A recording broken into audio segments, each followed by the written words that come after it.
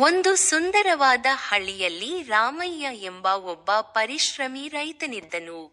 ಅವನು ತನ್ನ ಹೆಂಡತಿ ಲಕ್ಷ್ಮಿ ಮತ್ತು ಇಬ್ಬರು ಮಕ್ಕಳಾದ ಸೀತಾ ಹಾಗೂ ರವಿ ಜೊತೆ ಸಂತೋಷವಾಗಿ ಜೀವನ ನಡೆಸುತ್ತಿದ್ದನು.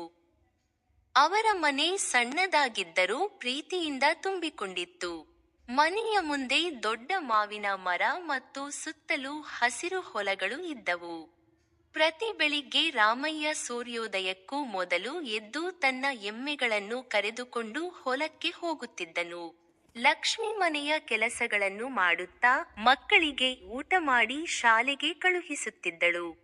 ಸಂಜೆ ವೇಳೆಗೆ ಮಕ್ಕಳು ಶಾಲೆಯಿಂದ ಬಂದು ಹೊಲದ ಬಳಿ ಓಡಿ ಹೋಗಿ ತಮ್ಮ ತಂದೆಯನ್ನು ನೋಡುತ್ತಿದ್ದರು. ಒಂದು ದಿನ ಭಾರಿ ಮಳೆ ಬಂತು. ಮಳೆ ತುಂಬಾ ಬಿದ್ದ ಕಾರಣ ಹೊಲದಲ್ಲಿ ನೀರು ತುಂಬಿಕೊಂಡಿತು. ರಾಮಯ್ಯ ತುಂಬಾ ಕಳವಳಗೊಂಡನು. ಬೆಳೆ ಹಾನಿಯಾಗಬಹುದು ಎಂದು ಅವನು ಚಿಂತಿಸುತ್ತಿದ್ದನು. ಆದರೆ ಅವನ ಮಕ್ಕಳು ಮತ್ತು ಲಕ್ಷ್ಮಿ ಅವನಿಗೆ ಧೈರ್ಯ ಹೇಳಿದರು. ಮುಂದಿನ ದಿನ ಎಲ್ಲರೂ ಸೇರಿ ಹೊಲದ ನೀರನ್ನು ಹೊರಹಾಕಲು ಕೆಲಸ ಮಾಡಿದರು. ಹಳ್ಳಿಯ ನೆರೆಹೊರೆಯವರು ಕೂಡ ಸಹಾಯಕ್ಕೆ ಬಂದರು. ಕೆಲ ದಿನಗಳ ನಂತರ ಸೂರ್ಯ ಮತ್ತೆ ಹೊಳೆಯಲು ಆರಂಭಿಸಿದನು. ಬೆಳೆ ನಿಧಾನವಾಗಿ ಚೇತರಿಸಿಕೊಂಡಿತು.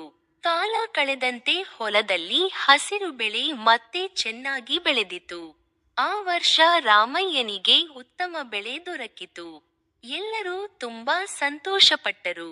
ಆ ದಿನ ರಾಮಯ್ಯ ತನ್ನ ಮಕ್ಕಳಿಗೆ ಹೇಳಿದನು, ಕಷ್ಟ ಬಂದಾಗ ಹೆದರಬಾರದು. ಒಟ್ಟಾಗಿ ಕೆಲಸ ಮಾಡಿದರೆ ಯಾವ ಸಮಸ್ಯೆಯನ್ನು ಗೆಲ್ಲಬಹುದು.